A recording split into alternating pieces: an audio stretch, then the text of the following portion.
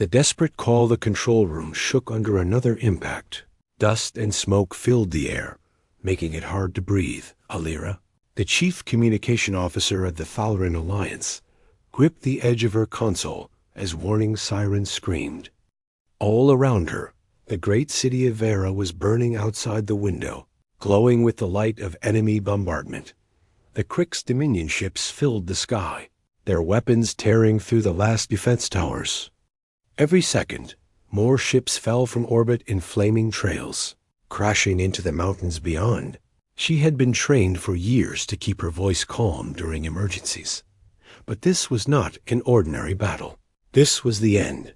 The Dominion had crushed their fleets in space, destroyed their shipyards, and now they were descending to take the planet. Her commanding officer, General Soren, staggered toward her. His armor scorched and cracked from the earlier blast. "Send it," he ordered, his voice tight with pain. "Send the universal code." Alira froze, her fingers hovering above the console keys. Everyone in the galaxy knew what that meant. A universal SOS was a last measure, a desperate call for help to anyone who might hear it. It was an act of surrender and hope at the same time. But in their history, it had almost never been answered, and if the wrong force answered it, they could end up enslaved instead of rescued. General leaned closer, his eyes grim. "There is only one chance left," he said. She hesitated, her voice barely above a whisper. "You mean them?" The room went silent for a moment, even with the alarms wailing. No one dared to speak the word. The Deathworlders, humans, a species so dangerous. Most governments had agreed to keep their distance. They were fierce, unpredictable, and when they went to war, nothing survived. Some called them protectors, others called them monsters, but no one denied their power. Alira's hands shook as she began entering the coordinates and encryption patterns for the SOS. She set it to reach the deepest known sectors, the kind no other fleet dared to enter. The signal would cut through hyperspace, faster than any messenger drone.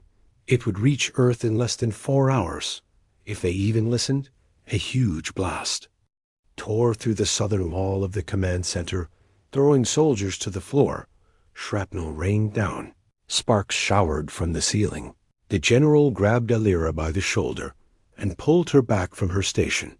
"Send it now," he shouted over the noise. She slammed the last sequence into place, pressed her palm against the confirmation plate, and watched the signal burst into the stars. Somewhere, far away, someone might see it.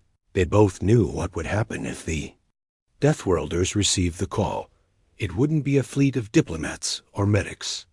It would be warships, black steel giants with weapons older than most empires. Ships that had names whispered like curses. Names from battles no one wanted to remember. And if those ships came, they wouldn't stop until the enemy was ash. The general stood, breathing heavily. "You've done your part," he said. "Now we hold them until help arrives." But Alira could not shake the thought that help might never come. The humans had stayed silent for decades, unseen in galactic affairs. Some said they were gone, hiding in their own systems. Others claimed they only moved when the galaxy was on the brink of ruin.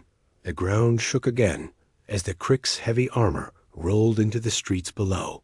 Through the smoke, she could see their massive walkers stepping over the ruins. Civilians ran in all directions, but there was nowhere to hide. The Dominion took prisoners only to make them work as slaves. Everyone else was left to die.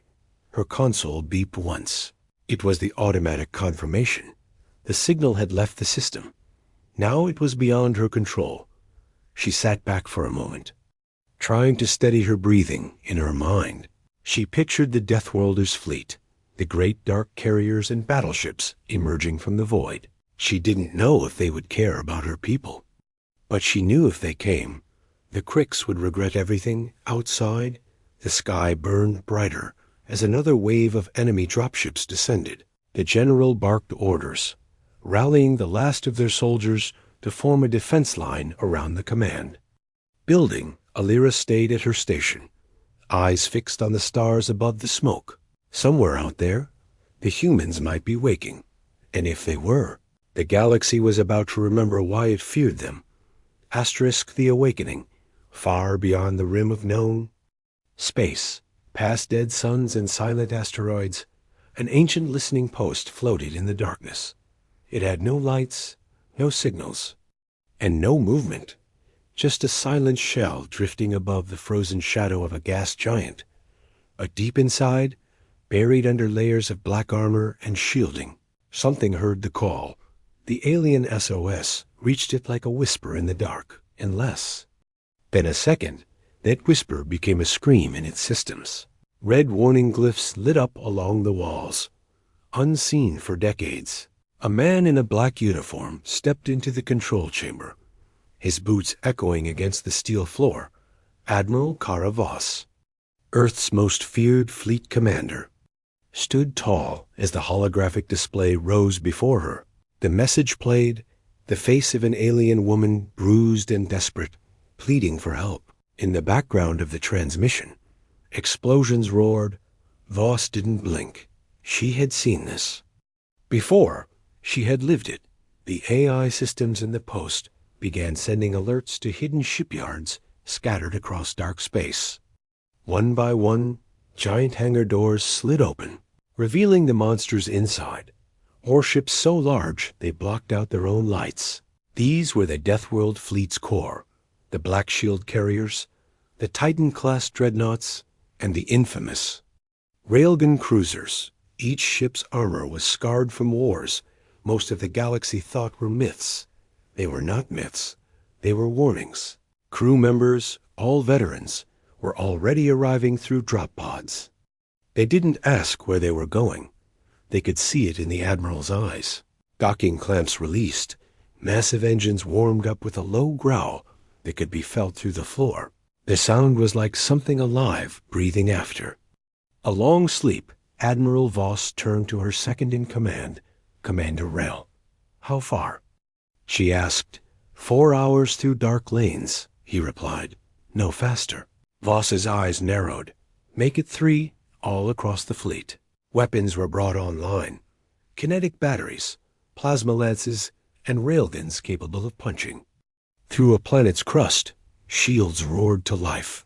Glowing faintly blue in the blackness of space, drones launched ahead, mapping a path through hyperspace corridors too unstable for most ships. But these were not most ships.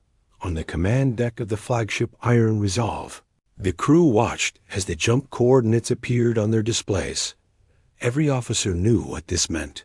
Humanity didn't answer calls lightly, but when they did, they never came to talk.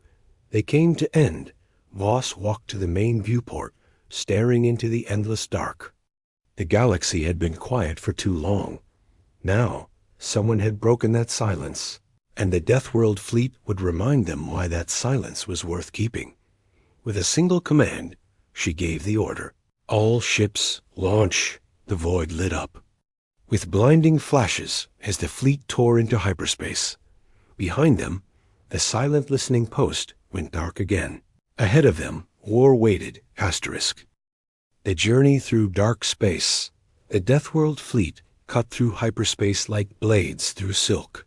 Outside the viewports, space twisted and shimmered in unnatural colors, deep reds, ghostly blues, and swirling silver clouds. These were the dark lanes, ancient travel corridors so unstable that most ships avoided them. To human warships, they were hunting grounds. Every jump forward felt like falling through the heart of the storm. Yet the fleet moved as one. Not a single vessel strayed from formation. On the flagship Iron Resolve, Admiral Voss stood before a holographic projection of the alien homeworld. The planet rotated slowly, half shrouded in flames, half covered in shadow. Enemy markers, red and pulsing, swarmed in orbit and on the surface.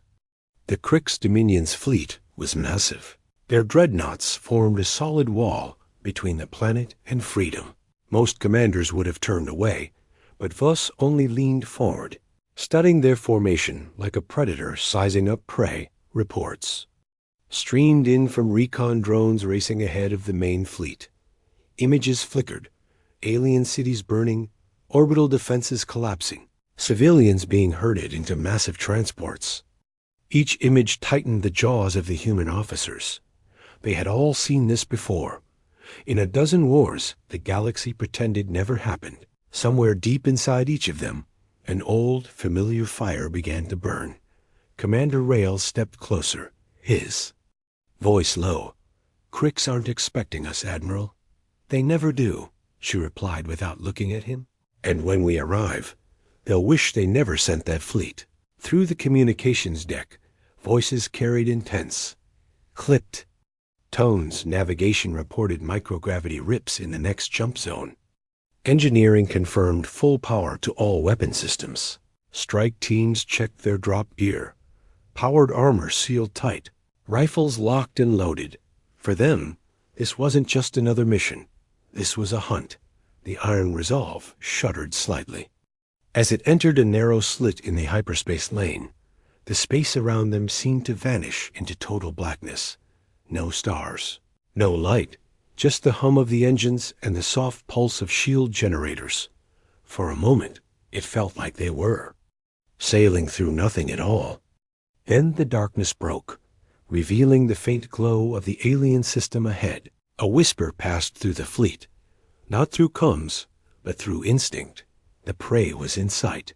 They could almost smell the battle. Admiral Voss straightened, her voice carrying over every channel.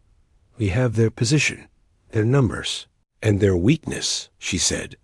"They think they can break a world and walk away." Her eyes were cold as she gave the next command. "We will teach them what happens when you call the Deathworlders." Engines roared louder as the final jump sequence began.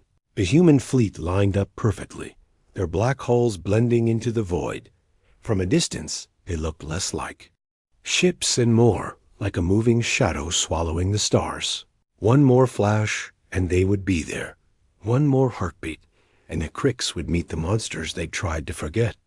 First contact and fire, the alien homeworld burned from orbit. Its once bright cities glowed like dying embers under the shadow of Crick's warships. The Dominion's fleet moved with cruel precision, their formation an unbreakable wall of steel. And plasma. For the Thalran defenders on the surface, hope had already died. Then the stars vanished. The Crick's sensors screamed as something massive dropped from hyperspace. One shadow became many. The Deathworld fleet emerged in perfect silence. Black armor drank in the starlight, railgun towers pivoting like the gaze of predators. The largest carrier, Iron Resolve, drifted forward until its sheer size blocked the planet from view. Crick's captains shouted orders, thinking these were ordinary warships, but the first human salvo proved them wrong. In a single coordinated strike, 3 enemy destroyers were reduced to expanding clouds of fire and debris. No warning, no negotiation. Just the sudden reality that they were prey. Admiral Voss stood unmoving on the command deck, her voice calm. "Target their command ships first."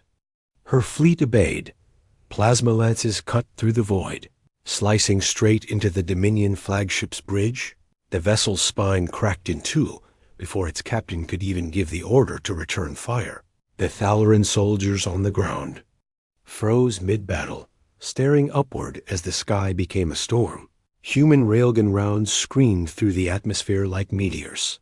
Every strike found its target. Crick's artillery, troop carriers, landing craft. Within minutes, the precision bombardment ripped huge gaps in the invasion force. Crick's dreadnoughts turned their massive guns on the humans. The first volley slammed into the Iron Resolve's shields, flaring blue-white for a second before fading.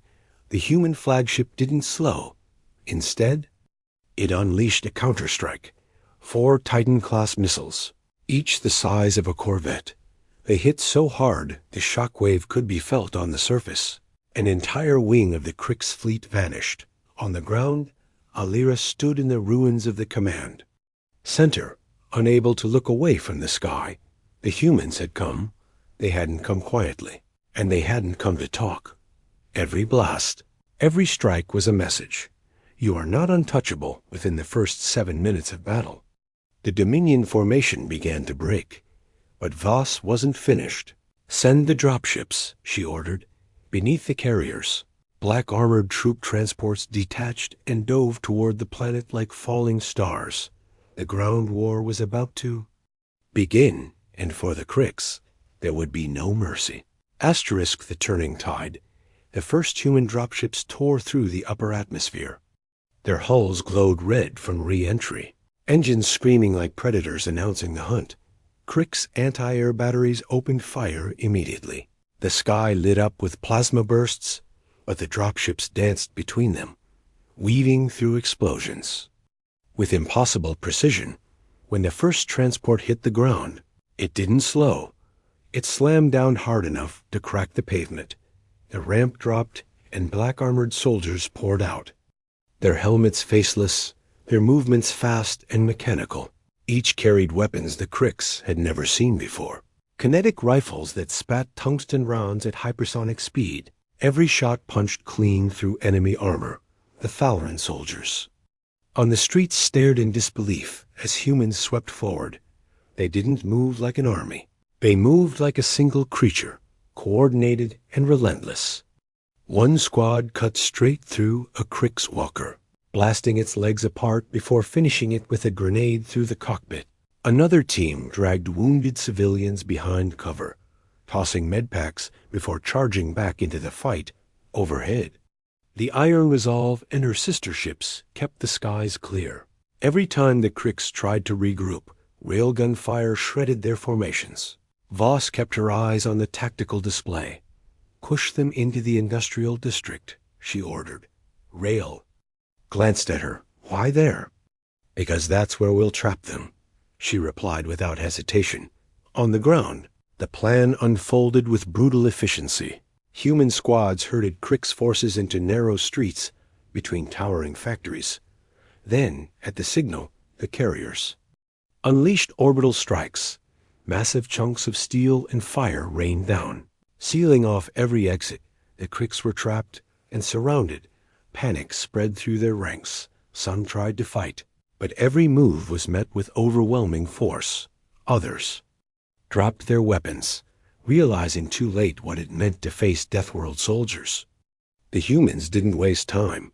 They kept advancing, clearing one block after another. The sound of battle was deafening, but beneath it all, there was something else. The sound of a war turning. For the first time since the invasion began, the Thalaran people felt the weight of fear shift. It no longer pressed down on them. It pressed down on their enemies, and above it all, in the shadow of burning skies, the Deathworld fleet stood unbroken.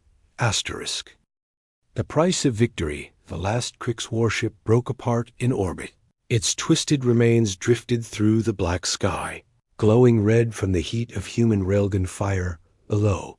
The streets were littered with shattered walkers, burning troop carriers, and the smoking shells of weapons that had once seemed unstoppable. The humans moved through the city like shadows. Their armor was scorched, their weapons smoking, but their pace never slowed. They searched for survivors, not just allies, but enemy stragglers. Every threat was dealt with, every wounded soldier treated. Even the Krix prisoners were patched up, though their eyes held only confusion and fear. Alira stood in the ruins of the command center. Her hands still trembled, but for the first time in days, she could breathe without the taste of smoke and blood. She watched as human medics carried alien children to safety. It was a strange sight. The same soldiers who had torn through. The Krix, with merciless precision, were now kneeling to offer water to the youngest survivors. Admiral Voss arrived soon after, stepping through the broken gates with her command squad. Her armor was blackened, her helmet tucked under her arm. She took in the destruction with a single, silent glance, then her gaze met Alira's. Your people fought hard, Voss said, her voice even. They bought us time, and time is all we needed. Alira bowed her head, unsure how to respond. Her people had been days from extinction. Now the Krix were gone, but in the back of her mind, she knew they would return. She could see the same thought in the Admiral's eyes. Commander Rail approached, holding a datapad. Crick's survivors escaped beyond sensor range, he reported. They'll regroup, maybe even come back with more. Voss didn't flinch. Let them, she said. Her voice carried no anger, only certainty. They'll remember this day before they try again. The victory had come at a cost. Entire districts lay in ruins. Countless lives were gone. But the planet still stood, and in the silence after the fighting, the people of Falren realized something. They were no longer alone in the galaxy. The Deathworlders had answered their call, and that meant the Cricks had made an enemy they could never defeat. The message to the galaxy news of the battle spread faster than light. It began with shaky recordings from Falren civilians. Grainy images of black warships blotting out the sky, railguns tearing enemy fleets apart, and armored humans walking through fire like it was nothing. Within hours, every major network in the galaxy had the same headline: Deathworlders return. In the Galactic Council chamber, delegates whispered in fear. For decades, they had believed humans were content to stay hidden, but now they had seen the truth. When called, humanity answered with fire. Some council members demanded an inquiry. Others called for alliances. But the ones who truly understood simply stayed silent. They remembered old wars and the price of crossing Earth. On the Falren homeworld, the rebuilding began. Human engineers worked alongside alien workers, reinforcing structures, restoring power grids, and clearing debris. Children followed the soldiers through the streets, eyes wide, asking endless questions. For the first time in generations, hope replaced fear. Alira stood with Admiral Voss on a balcony overlooking the city. The sky was still scarred with smoke. But beneath it, life was returning. You didn't have to come, Alira said softly. Voss glanced at her. You sent the call, she replied. We don't ignore calls. High above, the Iron Resolve and the rest of the Deathworld fleet prepared to leave. Their mission was complete. But the galaxy was watching now. The Cricks would regroup. Others would test their strength. It didn't matter. Because the message was already written across the stars. Humanity does not start wars. But if you bring war to their doorstep, they will end it. The fleet vanished into hyperspace. Only the silence remained, but for the Falren people, that silence was not fear anymore. It was the sound of a promise that if the darkness came again, the Deathworlders would rise once more. Asterisk.